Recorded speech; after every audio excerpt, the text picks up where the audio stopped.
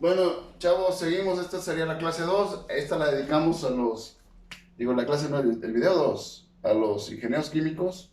Y los industriales de todos modos la tienen que ver porque si no van a reprobar. Entonces vamos a hablar de la inercia rotacional. La inercia rotacional se refiere a la resistencia de un cuerpo a cambiar su estado de rotación. Es similar a la inercia lineal.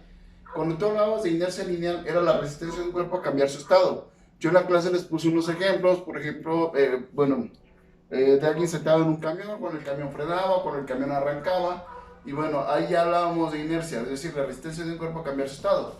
La inercia rotacional es lo mismo, pero al rotar, es decir, la resistencia de un cuerpo a empezar a rotar o a detenerse ya que está rotando. Si yo tengo un eje coordenado XY y tengo una distancia R y en la distancia R tengo una masa puntual, es decir, una masa representada en un solo punto. La inercia rotacional de ese cuerpo sería m por r al cuadrado y como unidades serían kilogramo por metro cuadrado. Esas serían sus unidades y esa sería la notación. Y mayúscula es inercia rotacional. Para masa puntual sería m por r al cuadrado. Pero ¿qué pasará si yo aquí tuviera otra masa? Este sería masa 2, masa 1 a una distancia r. Ese es el sistema formado, digamos, esto es una varilla que los une, cuya masa es despreciable, y solo nos interesan estas dos masas. Entonces la inercia rotacional total sería m1 por r al cuadrado, suponemos que las r son iguales, más m2 por r al cuadrado, es decir, la suma de las inercias rotacionales de todo el cuerpo. Ahora, si yo tuviera dos objetos redondos, uno aquí y este es el eje de giro, y aquí tengo los dos objetos redondos, pero ahora más pegados al eje de giro. Estos son masas iguales y la única diferencia son los radios. La pregunta que yo te hago a ti, ese es el eje de giro, es decir, van a girar hacia acá. Estos van a girar, este va a girar hacia acá y este hacia acá, lo mismo este hacia acá y este para acá. Van a estar rotando. La pregunta que yo te hago es, si los dos están girando, ¿cuál sería más fácil de tenerlo? No sé cuál es tu respuesta, la verdad, pero vamos a analizarlo con la fórmula. Aquí tenemos, este es el eje de rotación y esta es la masa. Del eje de rotación a la masa yo aquí tengo un radio grande. Y acá del eje de rotación a la masa tengo un radio pequeño. Si yo utilizo la fórmula m por r al cuadrado, de aquí voy a tener como r es grande, y va a ser grande, mira, grande. Y acá, como r es pequeño, entonces iba a ser pequeño, entonces, pequeño.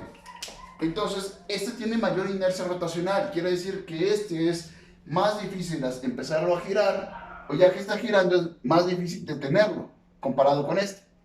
Este su inercia rotacional es pequeña, entonces gira fácil y lo detienes fácil. Eso sería la inercia rotacional. Pero, ¿qué pasará? Esto que yo les mostré es para masas puntuales. ¿Qué pasará si tienes una distribución de masa continua? Por ejemplo, una distribución de masa continua pudiera ser un disco, un plano, alguna fruta, algo, un bar.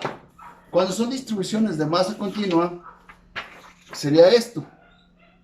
Tengo una varilla con eje en el centro, entonces esta sería mi fórmula de inercia rotacional para una varilla de distribución de masa continua.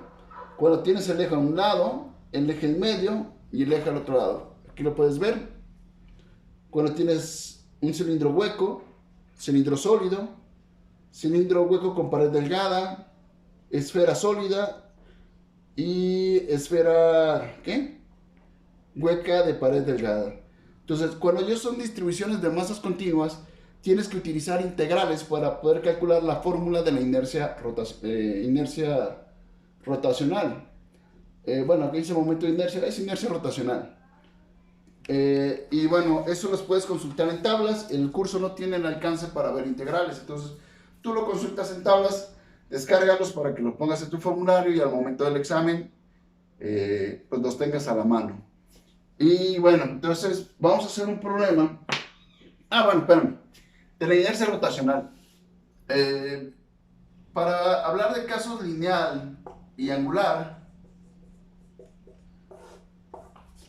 tienen su equivalencia uno con el otro. Por ejemplo, cuando nosotros hablábamos de un caso lineal de un desplazamiento, denotamos X. Cuando hablamos de un caso angular de un giro, el desplazamiento era con un ángulo, teta. Para un caso lineal, la velocidad la denotaste con v. Para un caso angular, su equivalente sería omega, es decir, velocidad angular. Para un caso lineal, la aceleración tú la denotaste con a. Para un caso angular, su equivalente sería alfa, aceleración angular. Para un caso lineal, la inercia tú la relacionaste con la masa. Para un caso angular, la inercia rotacional la relacionaste con I, es decir, es su equivalente, la I. Ahora, no nada más queda ahí. En un caso lineal, la energía cinética era un medio de la masa por velocidad al cuadrado. Pero vamos hablando de un caso angular. La energía cinética es un medio, pero su equivalente al angular sería, en vez de masa, es inercia rotacional. Y en vez de velocidad es velocidad angular. Entonces sería velocidad angular al cuadrado. Esta sería tu fórmula para la energía cinética rotacional. Nuevamente aplicamos la puerquiña, es decir, solo fue analogías. No tengo tiempo para hacer la deducción correcta. Te sugiero que me creas. Confía en mí. La confianza es importante para que esto funcione. Entonces ahí lo tienes. Nos queda solo hacer un problema. Entonces ya voy a borrar todo esto. Y voy a pegar el problema. Y lo voy a resolver para que veas tú cómo se resuelve. Y ya el problema dice lo siguiente. Ya puedes hacer la tarea. El volante de un motor de gasolina debe ceder 500 joules de energía cinética cuando su velocidad angular se reduce de 650 revoluciones por minuto a 520 revoluciones por minuto. ¿Qué momento de inercia se requiere para lograr esto? Ahí está el problema. El problema está diciendo que está cediendo y es un cambio de energía cinética. Es decir, delta K son 500 joules. Es decir, el cambio de energía cinética son 500 joules. Pero si te dice que está cediendo, quiere decir que deben ser negativos. Eso indica que lo cedió. Ahora, tienes la velocidad angular 1, se reduce de esto, es decir, velocidad angular 1 es 650 RPM, o sea, revoluciones por minuto, a velocidad angular 2, que son 520 revoluciones por minuto. ¿Qué momento de inercia se requiere para lograrlo?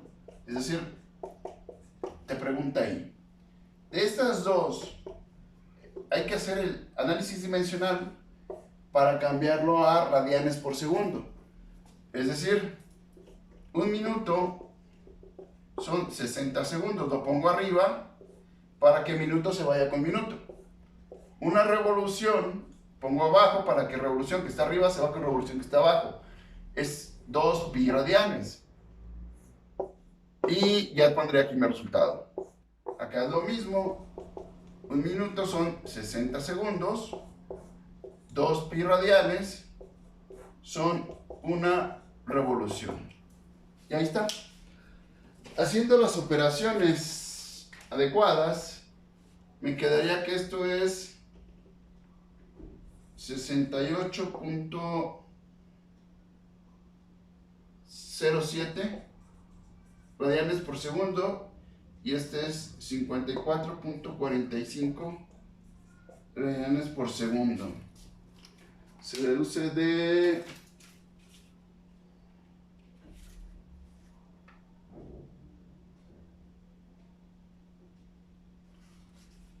bueno, este quedaría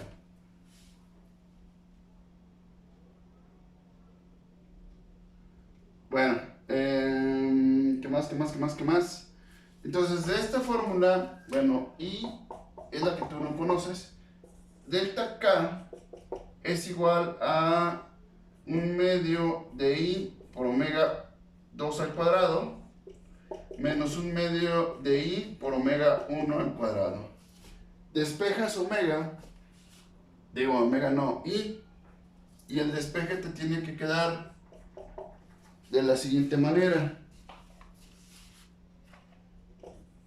Delta K sobre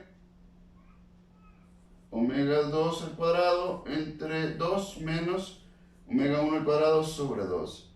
Picándole a tu calculadora, esto te da 0.6 kilogramo por metro cuadrado. Esta sería tu respuesta correcta. Yo ya lo resolví, por eso me sé la respuesta. Y bueno, entonces con eso pues yo ya te puedo dejar tarea. Nos faltaría una clase más. Aquí le paramos con esto, que sería inercia rotacional y la energía cinética de rotación. Y nos falta una clase más.